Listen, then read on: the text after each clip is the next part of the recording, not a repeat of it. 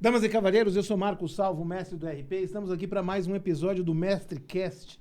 E vamos abrir agora uma série com pessoas que são protagonistas da revolução da inteligência artificial, pessoas que estão à frente de inovações, pessoas que estão à frente de iniciativas bem-sucedidas no novo mercado de inteligência artificial que surge no Brasil e no mundo. E para começar, nós estamos aqui com Flávio Calisto, que é CEO do Mitra, uma plataforma de inteligência artificial focada em desenvolvimento de software personalizado para grandes empresas.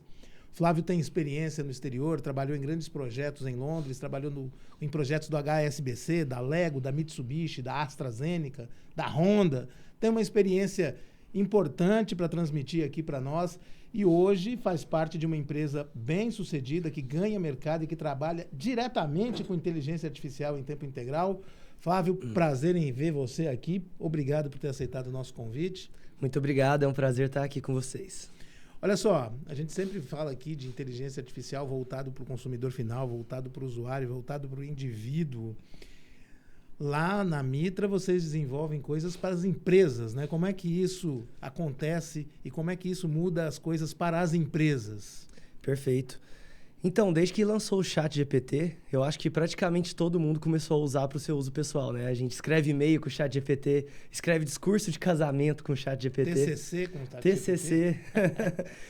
Mas é meio estranho o fato de que, por mais que a gente veja essas aplicações enormes para consumidores, né? Hoje em dia você tem IA fazendo pesquisa para você. Vocês já viram o Deep Research da OpenAI? Consegue varrer a internet por 20 minutos e fazer um documento hiper detalhado sobre uma pesquisa de mercado de algo que você pediu.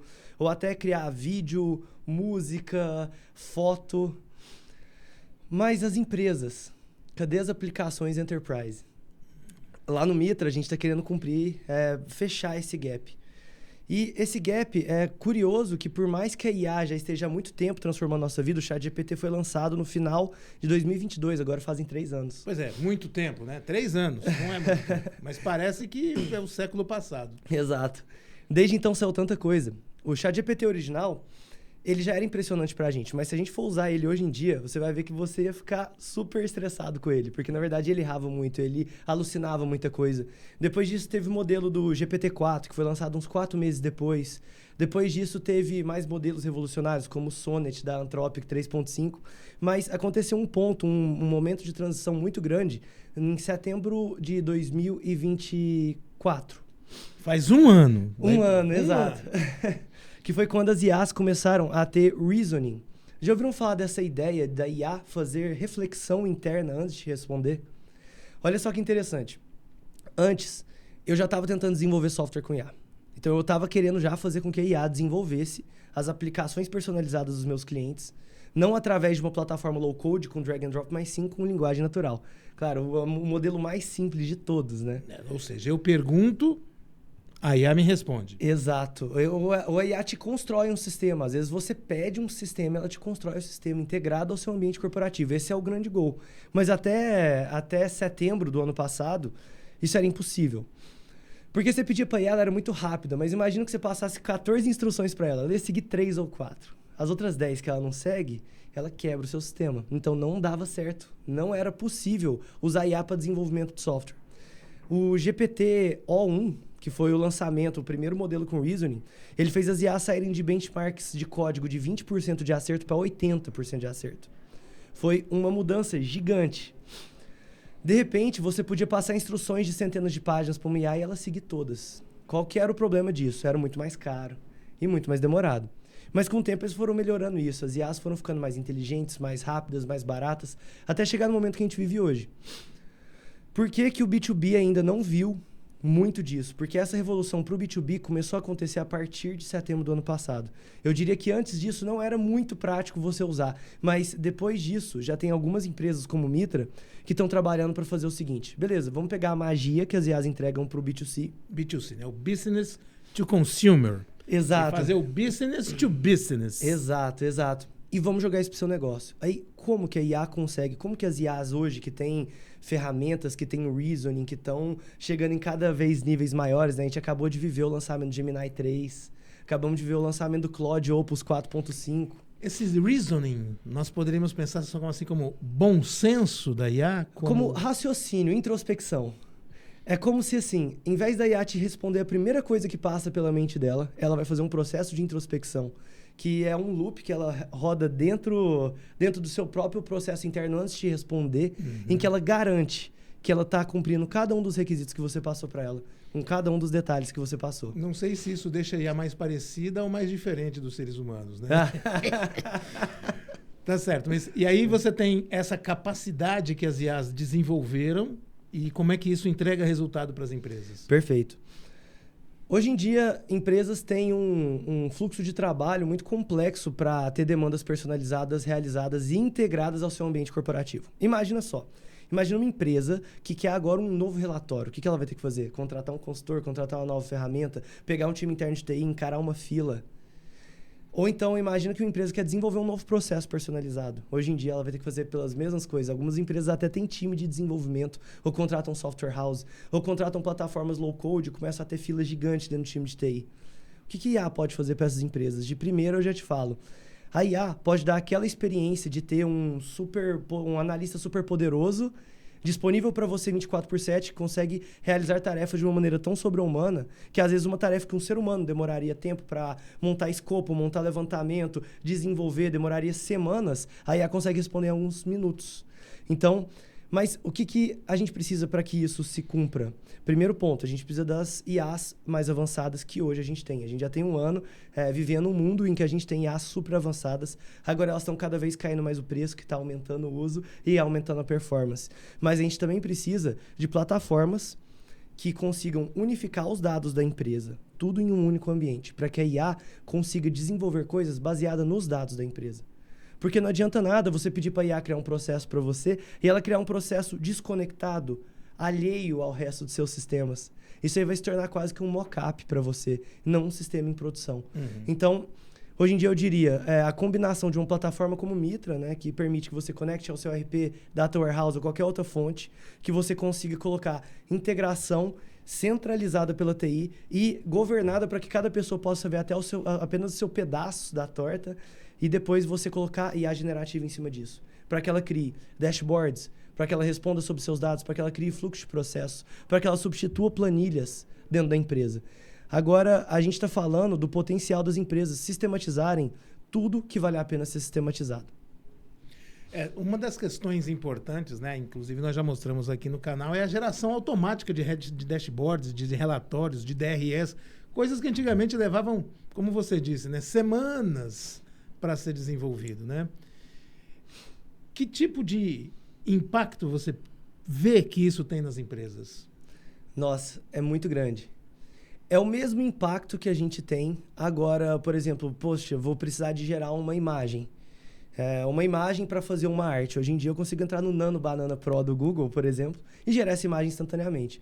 Isso quer dizer que eu não preciso mais do artista? Não, eu ainda preciso dele. Ele que tem o bom gosto, ele que tem os padrões de design, ele que vai conseguir encaixar isso no resto da empresa. Mas ele conseguiu ganhar um poder de como se ele fosse um time de designers e tudo consegue fazer instantâneo.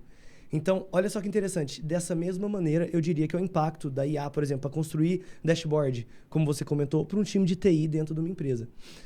Agora, o time de TI ele ainda é necessário? Claro, muito necessário. Ele que faz a integração, ele que garante que os dados estão batendo, ele que faz o prompt engineering, né, que eles falam, que é praticamente a técnica de prompt para garantir que aquela IA está fazendo exatamente como você espera que ela faça.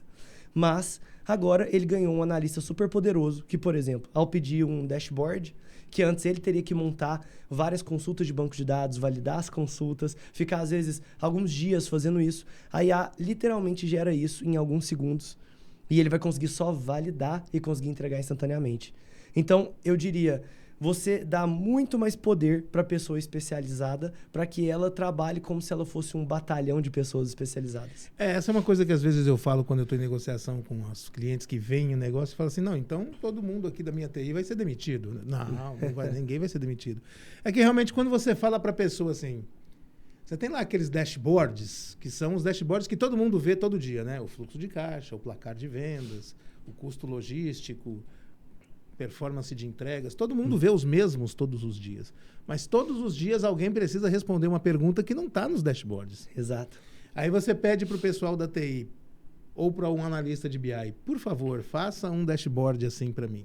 Ele tem lá uma fila, como você disse, ele vai ficar lá 3 dias fazendo o negócio. Esse trabalho em si, de ficar lá tic, tic, tic, tic, fazendo o negócio, não gera valor. O que gera valor é o dashboard pronto. Então, a gente, na verdade, não está tirando o valor do analista de TI, está tirando essa tralha do meio do caminho de você ficar parado 3 dias fazendo uma coisa que pode ser feita automaticamente. E o analista de BI da TI vai... Não, isso aqui está conectado com isso aqui, garanto que isso aqui está ok para que o meu executivo tenha o dado na informação do jeito que ele quer. Instantâneo. Exato. Isso mesmo. E...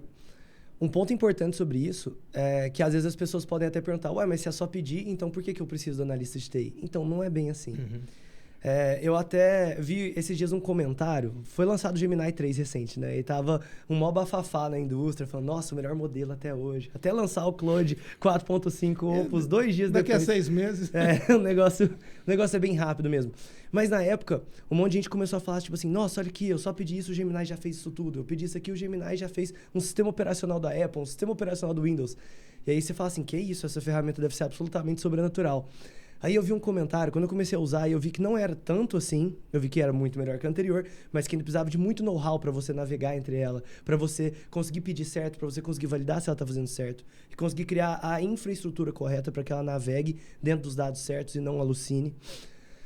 Aí eu vi Algumas alucinações são graves, né? Então, exato. Aí eu vi um comentário que falou assim, o Gemini 3 é uma ferramenta fantástica para quem se propõe a aprender a usar e a usar como um especialista.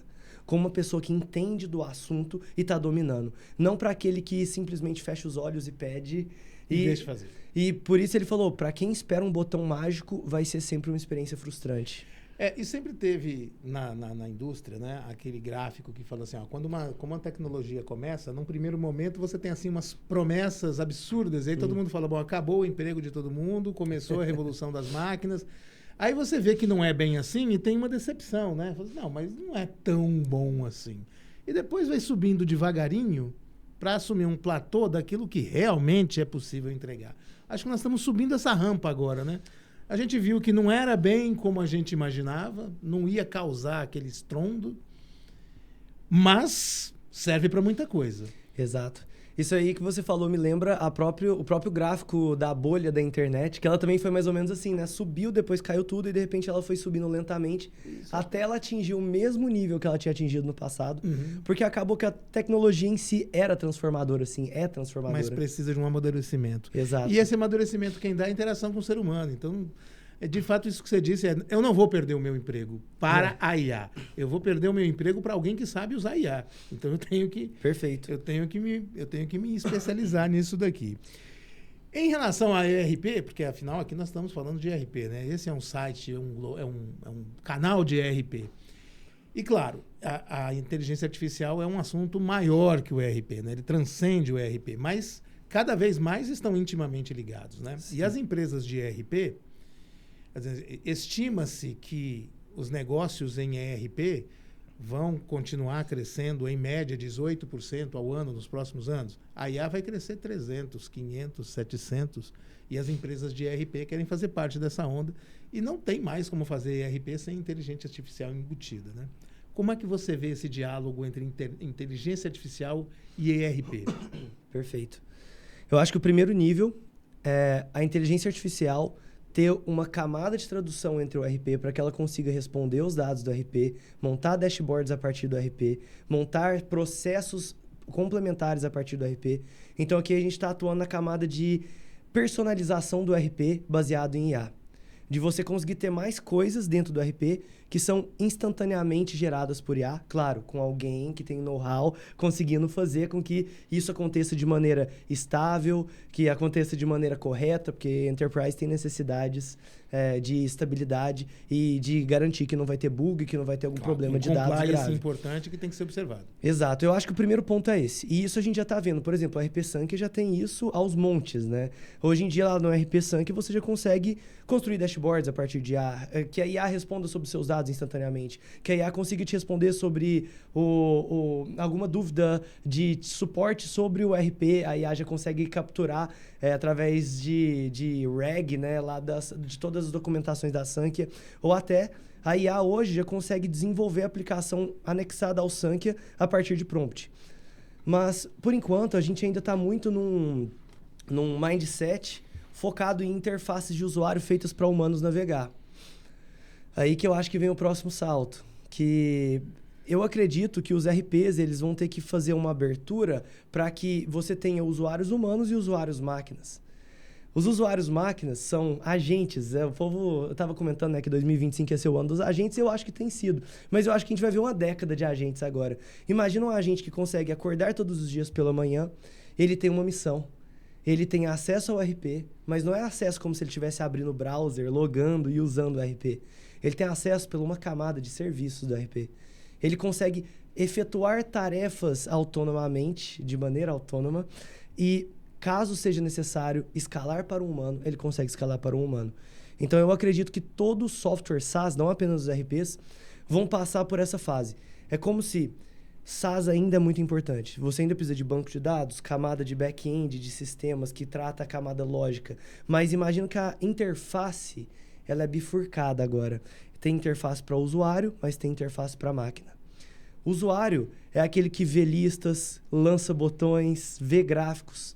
A máquina, ela tem que ter acesso a todas as funcionalidades e ter uma explicação de como fazer, porque ela vai sim automatizar grande parte do trabalho manual que hoje em dia se faz dentro de um RP. Então eu acredito que o próximo movimento dos RPs vai ser essa integração com agentes, né?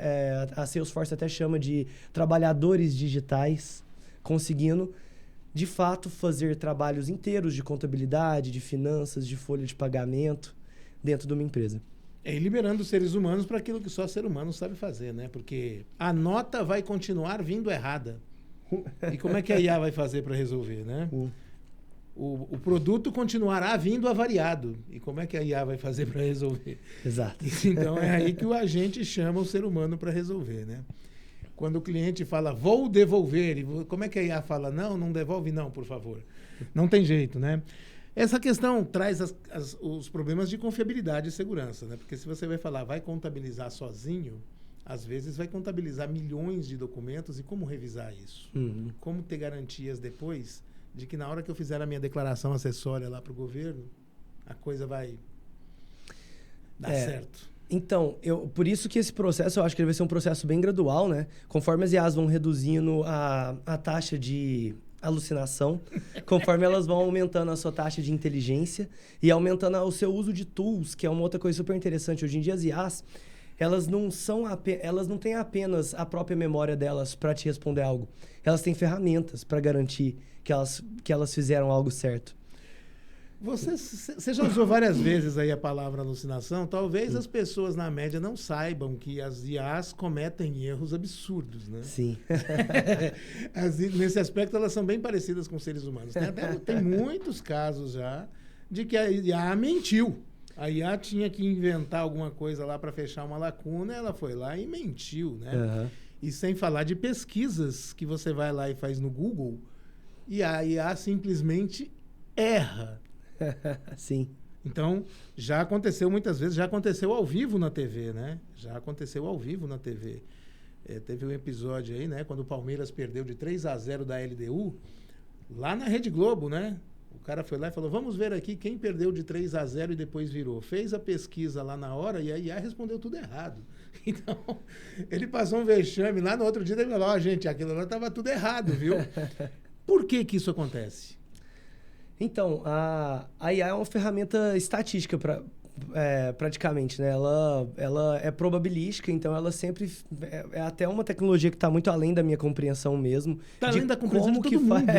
Está todo mundo tentando entender isso ainda. Como que ela consegue, ao ver qual é a próxima palavra de maior probabilidade, a partir do meu contexto, consegue fazer algo que é conciso, através de, de centenas de linhas. É uma coisa realmente impressionante, mas a justificativa da alucinação é o seguinte.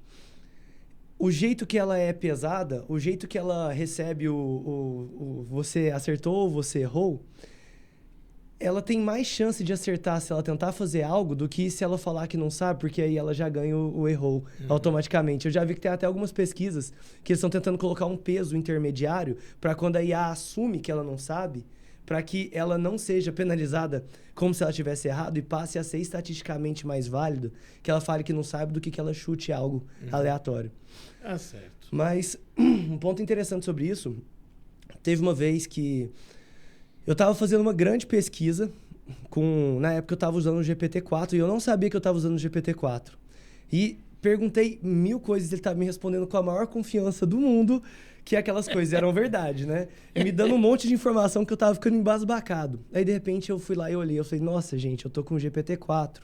E, na época, eu já tinha o O4, que é o modelo do GPT, que ele é agêntico. Então, por exemplo, quando você passa para ele uma missão, ele usa ferramentas, ele usa Google Search de uma maneira em loop e vai agregando ao contexto dele a resposta desse Google Search e ele pensa bastante antes de dar uma resposta. Inclusive, o O4 foi o primeiro modelo que eu vi que é muito bom de fazer pesquisa. Aí, de repente, eu troquei o modelo e fiz novamente a minha pesquisa para o O4. E eu vi que o GPT-4 tinha, de fato, mentido na maior parte das coisas. E o O4 acertou quase tudo. Inclusive, numa habilidade quase que sobre-humana de varrer a internet para conseguir achar as informações que eu pedi. Aí que eu percebi uma coisa. A capacidade do modelo de chamar ferramentas, ela faz o modelo ficar tão diferente, porque agora ele não tem mais que contar apenas com a sua memória. Agora ele pode sair varrendo a internet de uma maneira em loop até que ele chegue numa resposta que dá para ele um nível de certeza acima de X. A única questão aqui é ele saber quando que ele tem que parar. Porque, imagina, você concorda comigo que se ele continuar conseguindo fazer buscas até que ele chegue na resposta absolutamente correta, ele consegue acabar com a alucinação. Então, a gente precisa ver qual que é o momento em que a IA fala assim, ok, estou satisfeito com a minha pesquisa, vou retornar a minha resposta. Porque se ela fizer isso muito cedo, ela acaba alucinando alguns pontos. Se ela fizer isso muito tarde, ela pode te dar aquela experiência terrível dela ficar 7 minutos varrendo a internet para te dar uma resposta óbvia. Existe também o problema de dizer o seguinte, né? A rigor, nenhuma pergunta tem uma resposta que esgota, né? Claro que às vezes você pode perguntar assim, quanto que está a passagem de ônibus em São Paulo? Ok, essa pergunta é fácil de resolver. Mas se você pergunta assim, como é que se dá o processo de fusão de hélio no Sol? Essa resposta pode ter 1 milhão de páginas, né? Exato. Sem contar o que a gente não sabe. Então, de fato, para você ir buscando isso até o fim, é importante saber quando parar. E no ERP? No ERP, quando você pergunta assim, qual é o meu EBITDA do primeiro trimestre de 2018, como é que o ERP vai se conectar com a inteligência artificial de tal modo que a inteligência artificial saiba o que você está querendo? Como é que ela sabe o que é EBITDA? Perfeito. E outra, né? Como é que ela sabe o que é EBITDA para mim? Porque é claro que EBITDA é um conceito estabilizado e etc., mas, às vezes, do ponto de vista contábil, o que é amortização para uma empresa não é amortização para outra. O que é investimento para uma empresa não é investimento para outra. Sem contar as conveniências contábeis, né? Você fala assim, não, isso aqui é investimento, mas eu vou lançar como despesa porque me convém. Como que a IA sabe o que é EBITDA para você? Perfeito, Salvo. Essa pergunta, ela é a chave do porquê que a TI ainda é tão importante nesse processo. Imagina o seguinte... O RP Sankhya tem milhares de tabelas.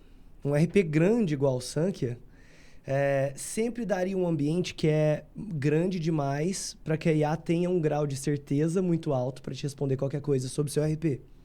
O RP Sync, além de tudo, tem muita personalização. Campo adicional, tabela adicional. Diferentes clientes usam ele de diferentes maneiras. O que faz com que, de fato, às vezes vendas para o cliente A é diferente de vendas para o cliente B. O que é faturamento líquido? Exato. Por isso que é absolutamente fundamental que a gente crie uma camada de tradução. Essa é uma camada feita pela TI. A camada de tradução, ela praticamente detalha quais são os indicadores possíveis da IA navegar, porque você não vai deixar ela solta em 5.000 tabelas. É um mundo muito, muito caótico para que você possa confiar na resposta que ela vai te dar. Mas sim, você vai criar uma camada de tradução em que você já tem todos os conceitos lá. Então, por exemplo, no nosso caso, dentro do produto Analytics AI da Sync, a gente já traz o banco da Sync pré-mapeado numa camada de tradução que ela é acessível para uma pessoa de TI para ir lá e alterar, adicionar novos indicadores. Por exemplo, se ele não concorda com o EBITDA que foi colocado lá, ele pode entrar no conceito de EBITDA dentro da plataforma e alterar a consulta, alterar o prompt engineering. A gente tem clientes, por exemplo, como você falou, às vezes eles veem coisas de maneira diferente. Então, por exemplo, tem um cliente que gosta de ver turnover de colaboradores, não como admissões mais demissões dividido por 2, dividido por 100, mas sim apenas demissões dividido por 100. Eu acho que um exemplo que o cliente vai falar, o que é inadimplência? Inadimplência pode ser uma coisa para você, outra para mim, né? Exato. Inadimplência para mim é quem está devendo há mais de 30 dias dividido pela soma total de títulos em aberto. Ou dividido pela soma total de títulos em aberto a vencer, não os vencidos. Então tem muitas formas de você dizer o que é inadimplência. E aí, para você perguntar para a inteligência artificial quanto está a inadimplência, está subindo ou está descendo, ela tem que ter essa camada de tradução, como você disse, né? Isso. E quem faz isso é ser humano. Isso. Aí, por exemplo, nesse caso, você teria a sua tabela finanças mapeada lá e você teria dentro da tabela finanças um espaço para que você coloque um prompt, de fato, para que você conte para ela o que para sua empresa é inadimplência dentro daquela tabela financeira. Sim, e tem também aquelas diferenças, né? Às vezes você pede um DRE fiscal, outras vezes gerencial. Porque, por exemplo, quando você tem um DRE fiscal lá, minha depreciação é em 10 anos. Mas eu sei que meu equipamento não funciona 10 anos. Para mim, o meu equipamento deprecia em 4 anos. Em 4 anos eu tenho que comprar outro. Então eu tenho uma depreciação fiscal e uma gerencial. Então eu tenho 2 DREs. Eu quero ver o meu DRE gerencial. O que eu vou apresentar para o governo é o que a lei exige. Perfeito. Mas eu tenho aqui o que eu estabeleço aqui. E isso tudo está trazendo aquele assunto que eu comentei que, por exemplo, para quem espera que a IA seja um botão mágico, vai ficar muito desapontado. Porque imagina, como que você esperaria que a IA inferisse isso? É claro que não. É claro que você precisa sim trabalhar nela. A gente hoje defende a criação de uma pessoa dentro da empresa que a gente chama de AI Officer. Geralmente essa pessoa veio do time de TI, veio do time de dados, mas ele vai se especializar nisso. Ele vai atuar na ferramenta de IA que vai disponibilizar isso para os usuários finais. Mas ele que vai trabalhar nesse centro de tradução. Porque a IA hoje já é dezenas de vezes melhor do que não ter a IA, mas ela ainda não é perfeita. Talvez nunca vá ser perfeita, né? À medida que ela cresce, ela cria demandas que vai exigir mais seres humanos. Exato. Para quem não começou ainda, porque existe uma enormidade de pessoas que nas empresas ouvem falar de IA, até ouve falar, vai lá no chat GPT e resolve como ser humano individual, né? Vai lá e resolve aleatoriamente uma coisa, mas não tem uma estrutura, não tem uma política, não tem uma estratégia para introduzir IA nos negócios. É um conjunto ainda grande de mercado, de empresas que não começaram a pensar em termos de IA corporativamente. Usa a IA aleatoriamente. O que você tem para dizer para esse pessoal? Como é que esse pessoal pode começar? Perfeito. Eu tenho até... Numa das minhas palestras, eu coloquei um meme que ele fala, tipo assim, quem nós somos? C-Levels. O que nós queremos? IA. Para que nós queremos? Não sabemos ainda. Realmente, a gente está vendo muita gente que está chegando para a gente falando assim, gente, o nosso diretor está pedindo para a gente pôr IA. A gente nem sabe para onde a gente começa, como que a gente começa colocando IA.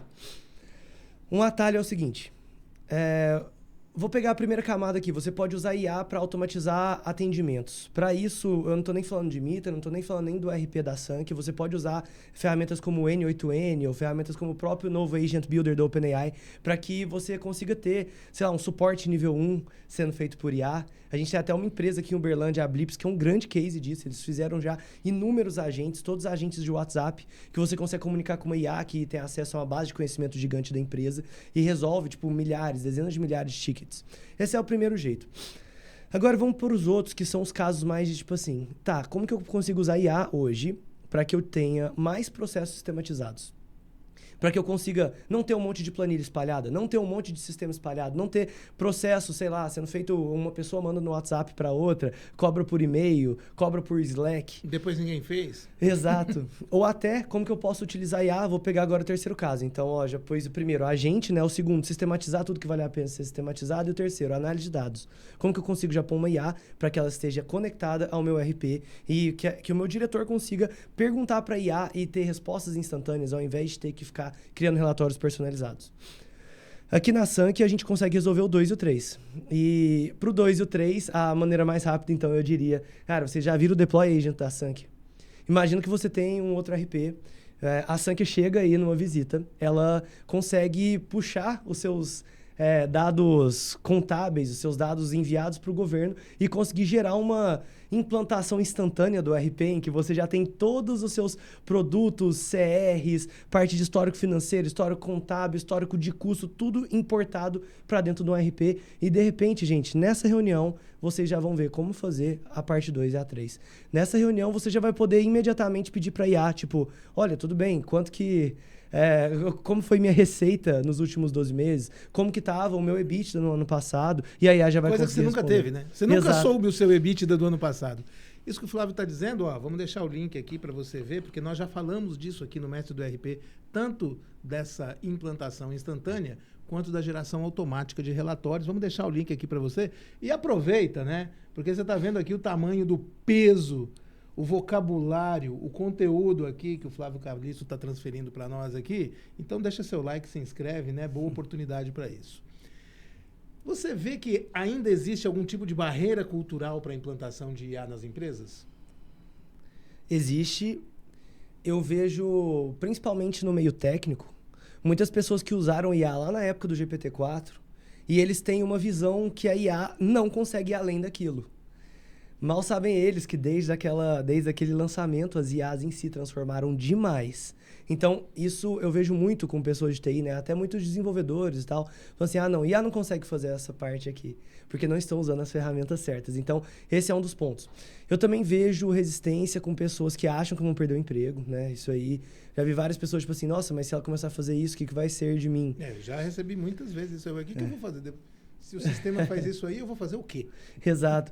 E é aquela coisa, gente, a gente está na nossa maior oportunidade da nossa vida de conseguir fazer com que todo analista seja um gerente de inúmeros agentes. Por exemplo, lá no Mitra, depois que lançou o novo Codex da OpenAI, olha só que interessante. Os devs tinham uma crença que eles não conseguiam usar IA para várias tasks concomitantes, várias tarefas simultâneas. Lá, você consegue colocar uma IA da OpenAI, nesse caso, para ela ler seu código fonte inteiro, e você consegue mandar para a IA boas descrições para que ela desenvolva várias tarefas em paralelo, e depois o ser humano recebe o retorno e se torna um aprovador das tarefas. A camada mais importante de todas, né? A camada de você garantir que ela não fez nada de errado. Mas agora, ao invés de você ter 2 mãos executando uma tarefa, você pode ter 10 mãos executando 5 tarefas e depois no final você aprova todas elas. Vamos combinar, é o trabalho que as pessoas menos gostam de fazer, né? Fica Exato. lá, tec, agora, nossa, esqueci de botar uma vírgula.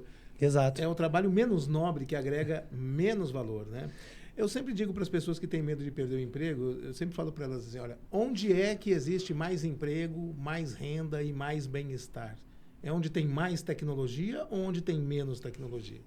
Então, a tecnologia não veio para acabar com os nossos empregos, não. A tecnologia Exato. veio para dar oportunidades para mais pessoas, né? O que a gente precisa é evitar que haja uma desigualdade muito grande e tenha gente que fique de fora. Porque se as pessoas ficarem de fora, não se beneficiam do progresso que a tecnologia traz. Então, a missão é botar todo mundo para dentro. Exato. E tem um outro ponto um problema de bloqueio cultural também, que eu acho que conforme aparece uma tecnologia nova tão revolucionária dessa, a gente começa a ter expectativa demais em cima dela. E eu falo aí por mim, vamos supor, eu tô lá usando o Gemini no meu dia a dia. Eu espero tanto dele, que se ele comete um erro, eu já fico alterado com ele. E a mesma coisa as pessoas começam a esperar da IA e começam a ficar meio que tipo assim, não, se não é absolutamente perfeito, se não me retorna tudo que eu pedi de uma vez só, pra mim não vale. Gente, é só vocês pararem para lembrar como que era a vida sem esse tipo de ferramenta. Então, eu também acho que é importante colocar esse aspecto das pessoas entenderem que a LLM não é perfeita, mas ainda assim já é mais de 10 vezes melhor do que sem ela. LLM? LLM é Large Language Model, que é um modelo de linguagem. O ChatGPT é um exemplo de LLM. Então, ela é um subset do conceito de IA. Ou seja, toda vez que você estiver falando com um modelo que está gerando texto para você, ele é um LLM. É aquilo que está gerando linguagem natural, né? Compreendendo linguagem natural e respondendo em linguagem natural. E, assim, muitas empresas usam a inteligência artificial de uma maneira meramente superficial, né? Fora da estratégia. Vai lá, faz uma tabelinha aqui, faz uma coisinha gracinha ali, faz um atendimento a cliente ali. Meio como você disse, né? Meu diretor está me obrigando a botar IA, então eu vou botar qualquer coisa aqui para ele ficar satisfeito. Esse uso superficial da IA naturalmente não gera a revolução que deveria gerar dentro das empresas. Mas você entende que isso é um primeiro passo válido ou que isso, na verdade, atrapalha um pouco pensar a estratégia, né? Pensar a IA como parte da estratégia do negócio? Porque hoje a IA talvez possa ser vantagem competitiva para aquela empresa, daqui a pouco vai ser... Quem não tiver IA está fora, né? Perfeito. Eu separaria o uso mais superficial do uso mais profundo com a seguinte pergunta. A IA está conectada com seus dados corporativos? Porque imagina, todo mundo, todas as empresas, eu não diria todo mundo, mas pelo menos em todas as empresas a gente tem pessoas usando IA para escrever e-mail, usando IA para responder, perguntas sobre o negócio dele, mas sem integrar, só fazendo copiar e colar, usando IA para gerar arte, usando IA para montar planejamentos de marketing para eles. Isso aí é o normal, é você entrar no ChatGPT e já começar a usar. Mas até então isso não é diferencial, porque como todo mundo usa isso aí não vai fazer com que a sua empresa esteja para frente. Quando você coloca uma IA dentro do seu ambiente corporativo, ela expande a utilização dela em muitas vezes. Porque aí você começa a ter a IA como seu digital worker, né? Como seu trabalhador digital, que de fato tem acesso às mesmas ferramentas que seus trabalhadores têm. E que consegue, dado a ferramenta correta, né? A preparação correta, o prompt correto, o acesso a dados correto, você consegue fazer trabalhos que seres humanos demorariam muito tempo para fazer. Então, eu faria essa distinção. Eu acho que sempre é bom você até fazer o uso da IA superficial, pelo menos, né? Mas eu acho que todos nós já devíamos estar buscando esse próximo passo, porque a gente vai conseguir implantar essas IAs que trabalham de maneira autônoma como uma evolução natural das IAs que hoje não trabalham de maneira autônoma, mas já têm acesso às ferramentas e aos dados que seus colaboradores têm. Então, é quase como se fosse uma escadinha. Eu não demoraria muito se eu fosse uma empresa que não está utilizando IA de maneira intensa hoje. Nós já estouramos o nosso tempo faz tempo. Mas eu tenho de fazer uma pergunta, porque está muito evidente, muito óbvio que você tem uma visão de futuro sobre IA. Você falou aqui de como é que a IA está hoje, de como é que ela evoluiu, como é que ela andou e etc. Ele falou bastante disso. Última pergunta da minha parte, antes de você fazer suas considerações finais. Para onde é que você acha que a IA vai? Claro que todo mundo vai ter uma opinião, né? E muito provavelmente todo mundo vai errar. Mas qual é a perspectiva que você vê hoje para a IA? Você falou, né? Não, muito tempo atrás, 3 anos atrás. Lá atrás, lá no começo, 3 anos atrás. E para os próximos 2, 3 anos, como é que você entende que a IA vai evoluir? Eu gosto de começar esse exemplo, porque eu vou ir para o caminho de que as IAs vão ser as navegadoras dos nossos sistemas. Uma IA centralizada vai navegar por múltiplos sistemas para a gente, dado um goal objetivo. Esses dias eu estava em Goiânia e eu ia fazer uma palestra, e para isso eu precisava de pegar no meu WhatsApp qual que era o endereço da palestra. Aí eu peguei o endereço da palestra, fui mandar no Uber, coloquei no Uber, tinha mais de um endereço. Aí eu resolvi ir pro Google Maps, coloquei o endereço lá, e aí tinha mais de um. Eu fui olhar para ver qual que era o bairro mais ou menos. Eu tive que usar o mapa. Tipo, dar um zoom out e falar assim, nossa, será que é esse, será que é aquele? Pegar ele, copiar, colar no Uber e mandar. Eu fiquei pensando durante essa experiência, uma experiência cheia de fricção, com um tanto de ferramenta gigante, né? A gente estava aqui lidando com a Meta, né? Com o WhatsApp, com o Google e com o Uber mesmo assim. Eu tive uma experiência tão tortuosa para fazer uma coisa dessa. E sem contar, pelo menos você chegou no lugar certo? Cheguei. Porque ainda podia ter dado errado. Imaginem, gente, quando a gente começa a ter um assistente copiloto universal, a coisa é o seguinte, às vezes você vai abrir seu celular e vai pedir para ela fazer isso. E ela vai utilizar como ferramentas, né, como tools que eu usei algumas vezes aqui, ela acessa os seus apps com a sua autenticação e consegue ir chegando nas conclusões, claro, sempre perguntando para você, olha, eu estou no caminho certo, eu estou no caminho certo, mas uma IA navega em N softwares e consegue chegar num goal para você. Eu acredito num futuro, então, de 3 anos, eu não vou nem falar aqui de super inteligência, AGI, que é o que o povo fala que a IA vai chegar... das máquinas.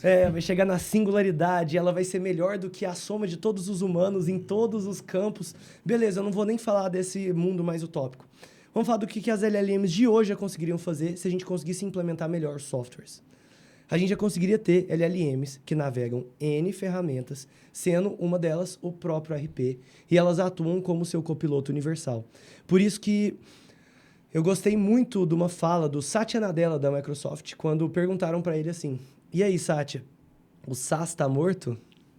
O Software as a Service? O povo vai parar de usar sistema? Porque agora vai todo mundo só usar IA? Ele falou assim, não, o SaaS não está morto. Mas talvez a interface humana do SaaS vai perder espaço para a interface de máquinas. Porque você ainda precisa de ter N bancos de dados com autenticação, com camada de back-end, e também você precisa ainda ter acesso aos próprios SaaS para você verificar o trabalho, para você ver gráficos, para você checar os guardrails, né, quando a IA precisou de escalar para o ser humano. Mas eu acredito que o formato de comunicação entre humano e máquina vai mudar fundamentalmente. E, para mim, um grande marco disso foi o lançamento no Dev Day da OpenAI desse ano. Foi lançado o novo sistema operacional, né, do ChatGPT. Eu não sei se vocês ouviram falar dessa. O ChatGPT abriu uma loja de apps dentro da ferramenta de chat. Como que funciona uma loja de apps na ferramenta de chat? Ele está se propondo a ser meio que... Eu estava até brincando que esse é meio que o novo momento iPhone, né? Que é o momento no qual, de repente, todos os desenvolvedores se viram na obrigação de desenvolver para um novo meio. Que, no caso, lá era o mobile. Agora, a gente se vê na obrigação, sim, de desenvolver para esse novo meio, que é o meio chat. É um chat centralizado que acessa N ferramentas com a sua autenticação e você tem que desenvolver as comunicações entre o seu sistema e esse chat específico, que vai provavelmente ser o maior usuário do seu sistema no futuro.